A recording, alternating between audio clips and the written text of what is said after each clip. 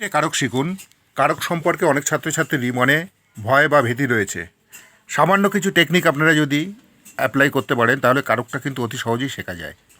প্রথমেই জানতে হবে কারক কাকে বলে, কারক কয় প্রকার এবং কী কী। কারক কাকে বলে? ক্রিয়ার সঙ্গে বাক্যের অন্তর্গত বিশেষ্য ও সর্বনাম পদের যে সম্পর্ক তাই হচ্ছে কারক। মূলত বাক্যকে চিহ্নিত করে কে? কারক। ক্রিয়ার সঙ্গে বাক্যস্থ বিশেষ্য কিংবা সর্বনামের এই সম্পর্ক প্রধানত 6 প্রকারের। তাই কারকও 6 ধরনের। 6টি কারক যথাক্রমে কর্তৃকারক, কর্মকারক, করণকারক, নিমিত্তকারক, অপাদানকারক, অধিকরণকারক। তাহলে কারক হচ্ছে 6 প্রকার। আবার বলছি কি কি? কর্তৃকারক, কর্মকারক, করণকারক, নিমিত্তকারক, অপাদানকারক, অধিকরণকারক। একটা উদাহরণের সাহায্যে ব্যাপারটাকে বুঝিয়ে দিচ্ছি।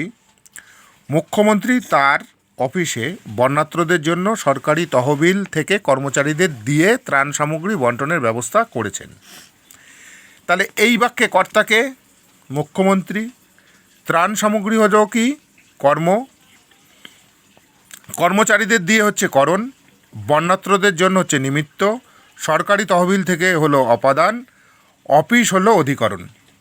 তাহলে কে দিয়ে যদি প্রশ্ন করি হচ্ছে কর্তৃকারক, কি কাকে দিয়ে? কর্ম, দ্বারা দিয়ে করণ, হইতে থেকে অপাদান, জন্য হচ্ছে নিমিত্ত, কোথায় কখন কিসে হচ্ছে অধিকরণ। তাহলে মুখ্যমন্ত্রী হচ্ছে কর্তৃ সম্পর্ক, ত্রাণ সামগ্রী কর্ম সম্পর্ক, কর্মচারীদের দিয়ে হচ্ছে করণ সম্পর্ক, বন্যার্তদের জন্য হচ্ছে নিমিত্ত সম্পর্ক। কাদের জন্য? বন্যার্তদের জন্য।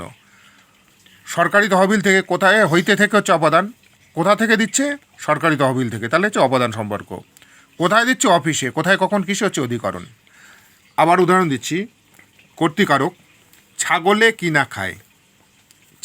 ছাগলেটাকে ওটাকে বড় করে কালো করে লেখা আছে। তাহলে ছাগলে কি না খায়? কে কি না খায়? ছাগলে। কর্তৃকারক।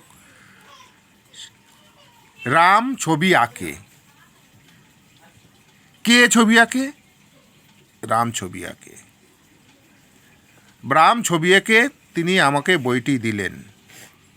আমাকে। কে কর্তৃ, কি কাকে? কাকে দিয়েছে? আমাকে দিয়েছে। এটা হচ্ছে কর্ম। এ কলমে লেখা যায় না, মানে এ কলমের দ্বারা লেখা যায় না। এটা হচ্ছে করণকারকের উদাহরণ।